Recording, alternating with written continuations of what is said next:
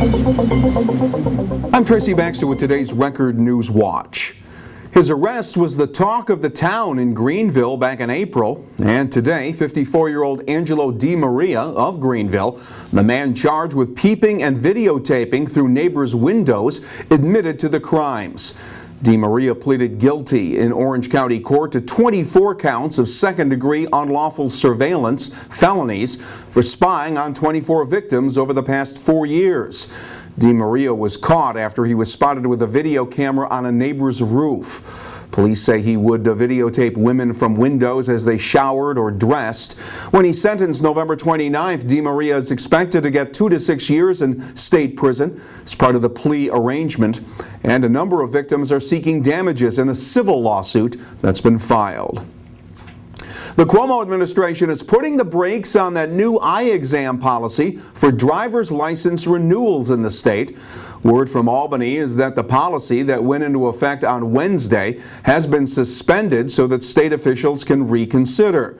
The change allowed drivers to skip an eye exam when renewing their license at local DMV offices by mail or online.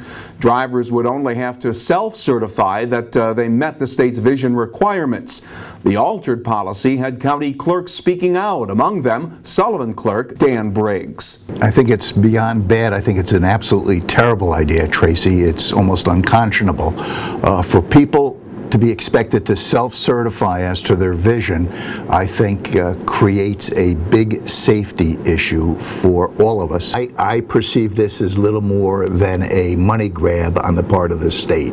What they're trying to do is encourage everyone to either go online or go through the mails directly through the state, skipping the localities, thereby having the revenues get generated at the state level rather than a local level. And that shouldn't even be in consideration. It should be simply health and safety. The plan is now reportedly being reconsidered until doctors can be consulted. In the meantime, an independent affirmation beyond simply a driver's statement that they can pass the vision test will be required before state DMV eye exams can be skipped. Elsewhere, police in Maybrook have released a composite sketch of the man who broke into a home, pointed a gun at a resident, and demanded money. It happened at around 1:45 in the morning on Sunday inside a home on Homestead Avenue in Maybrook. The armed intruder ran off with $60 and an Xbox gaming console. Anyone with information is asked to call the Village of Maybrook Police Department at 845-427-2226. All calls will be kept confidential. Town of New Windsor police say they aren't sure what led up to a stabbing incident that happened at the home of the victim yesterday afternoon. 29-year-old Louis Burgos was stabbed in the chest and lower body during a fight in his apartment on Cromwell Terrace at New Windsor's Squire Village development. Burgos was airlifted to Westchester Medical Center, where his condition today was described as serious but stable. 26-year-old Trevor Lolia was tracked down a short time later and charged with first-degree assault and first-degree burglary.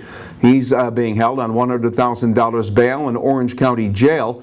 Police say the two men were acquaintances and that Lolia stabbed Burgos after he was told to leave.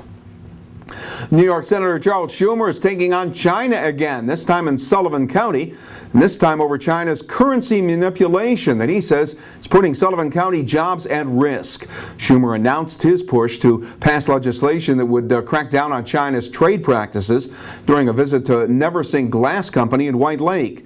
It's a company that's been hurt by China's ability to get materials and to manufacture glass products at rates much lower because of its undervalued currency and lower paid workers. Schumer says the U.S. should consider imposing additional duties on Chinese imports. And it'll be a big weekend of community events in the Catskills and Hudson Valley, among them the annual Giant Pumpkin Party and Children's Parade, Saturday at the fairgrounds in Grahamsville. The festivities that benefit Daniel Pierce Library in town always attract a big crowd, and the events include a Halloween costume parade and a pumpkin weighing contest, and the children's parade itself that steps off at 9 a.m. And speaking of parades, the annual Middletown Fire Department parade will wind its way through the city of Middletown beginning at 3 p.m. Saturday along Highland Avenue. Well, cool weather this weekend will make it feel like late autumn rather than the first weekend of October. Tomorrow will be mostly cloudy and cool with a chance of a passing shower. The highs will reach the mid-60s. Sunday will feature a mix of sun and clouds, and it'll be chilly out there with temperatures not expected to climb above 60 degrees. Get caught up on all that is happening by picking up weekend editions of the Times-Herald Record. And when news breaks this weekend, you'll find it by clicking back here at Record Online. For Record Newswatch, I'm Tracy Baxter.